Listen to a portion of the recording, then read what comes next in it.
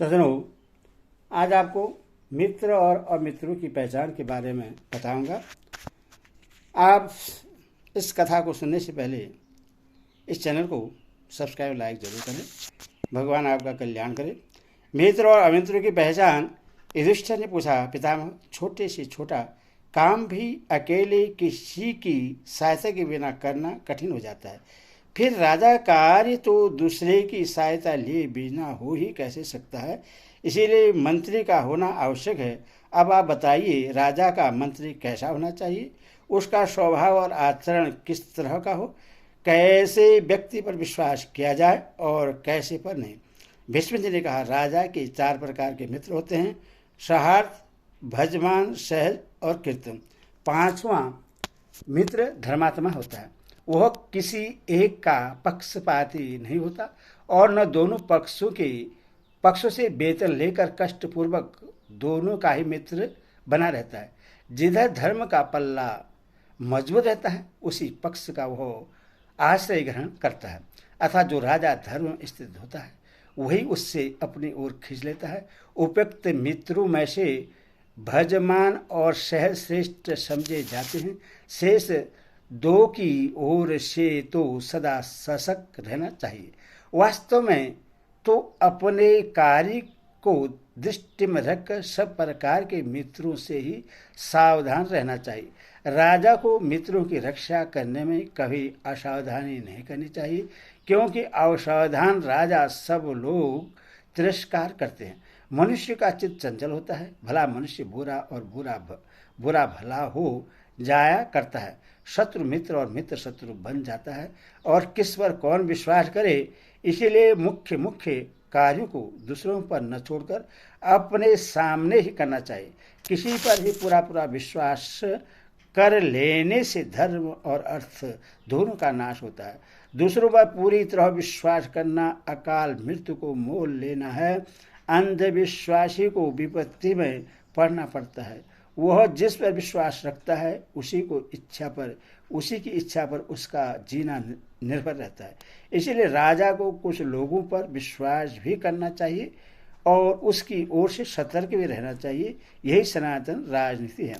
अपने अभाव में जिस मनुष्य का राज्य पर कब्जा हो सकता है उससे सदा चौकन्ना रहना चाहिए, क्योंकि विज्ञ पुरुषों ने उसकी शत्रु में गणना की है। जो मनुष्य राजा का अभ्युदय देख उसकी ओर भी अधिक उन्नति चाहे और अवनति होने पर बहुत दुखी हो जाए, वही उत्तम मित्र है। अपने न रहने पर जिस व्यक्ति को विशेष हानि पहुंचाने की संभावना हो उस पर पिता के समान विश्वास करना चाहिए। और जब अपने धन की वृद्धि होती हो तो यथाशक्ति उसको भी स्मृतिशाली बनाना चाहिए। जो धर्म के कामों में भी राजा को नुकसान से बचाने का ध्यान रखता है, उसकी हानि देखकर जिसको भय होता है उससे ही उत्तम मित्र समझो। नुकसान चाहने वाले जो शत्रु ही बतलाए गए हैं। जो मित्र की उन्नति देखकर जलता नहीं और विपत्ति देखकर घबरा उठता है, और मित्र अपने आत्मा के समान है। जिसका रूप रंग सुंदर और स्वर मीठा हो, जो समाशील, ईर्ष्या रहित, प्रतिष्ठित और कुलीन हो, उसकी श्रेणी पूर्वोक्त मित्र से भी बढ़कर है। जिसकी बुद्धि अच्छी और स्मरण शक्ति तीव्र हो, जो कार्य साधने में कुशल और सौभाग्य और दयालु हो, कभी मान या अपमान हो जाने पर जिसके हृदय में दुर्भाव नहीं आता, ऐसा मनुष्य यदि ऋतुज, आचार्य अथवा अत्यंत समानित मित्र हो तो उससे तुम अपने घर में मंत्री बनाकर रख सकते हो। वह तुम्हारे विशेष आदर का पात्र है। उसको राज की गुप्त विचारों तथा धर्म और अर्थ की प्रकृति से परिचित रखना। उसके ऊपर तुम्हारा पिता के समान विश्वास होना चाहिए। एक काम पर एक ही व्यक्ति को नियुक्त करना, 2 या 3 को नहीं, क्योंकि उनमें परस्पर अरमश हो जाने की संभावना रहती है। कारण कि एक कार्य पर नियुक्त हुए अनेक व्यक्तियों में प्रायः मतभेद होता ही है। जो कीर्ति को प्रधानता देता और मर्यादा के भीतर कायम रहता है, शक्तिशाली पुरुषों से द्वेष अनर्थ नहीं करता। कामना, भय, लोभ अथवा क्रोध से भी जो धर्म का त्याग नहीं करता, जिसमें कार्य कुशलता तथा आवश्यकता के अनुरूप बातचीत करने की पूरी योग्यता हो, उससे तुम अपना प्रधानमंत्री बनाना, जो कुलीन, शीलवान, सहनशील, ठीक, न मारने वाले, शूरवीर, आर्य, विद्वान तथा कर्तव्य अकर्तव्य को समझने में कुशल हो, उन्हें अमात्य के पद पर बैठाना एवं संस्कार पूर्वक सुख और सुविधा देना, ये तुम्हारे अच्छे सहायक सिद्ध होंगे और सब तरह के कामों की देखभाल करेंगे। युधिष्ठिर, तो अपने कुटुंबियों को मृत्यु के समान समझकर उनसे सदा डरते रहना।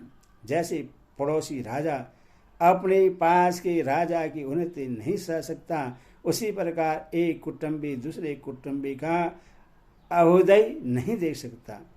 जिसके कुटुंबी या सगे संबंधी नहीं है, उसको भी सुख नहीं मिलता। इसीलिए कुटुंब बीजजनों की अवहेलना नहीं करनी चाहिए। बंधु बांधव से हीन मनुष्य को दूसरे लोग दबाते रहते हैं। दूसरों के दबाने पर अपने भाई बंधु भी सहारा देते हैं।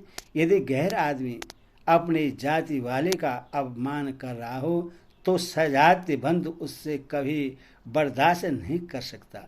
अपने जाति वाले के अपमान को वह अपना ही अपमान समझेगा।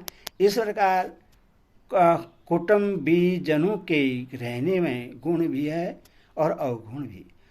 कुटुंब का व्यक्ति न अनुग्रह मानता है न नमस्कार करता है, उनमें भलाई बुराई दोनों देखने में आती है। राजा करते हैं कि वह अपने जाति बंधुओं का वाणी और क्रिया से सत्कार करे, सदा ही उनकी भलाई करता रहे, कभी कोई बुराई न होने दे, उन पर विश्वास तो न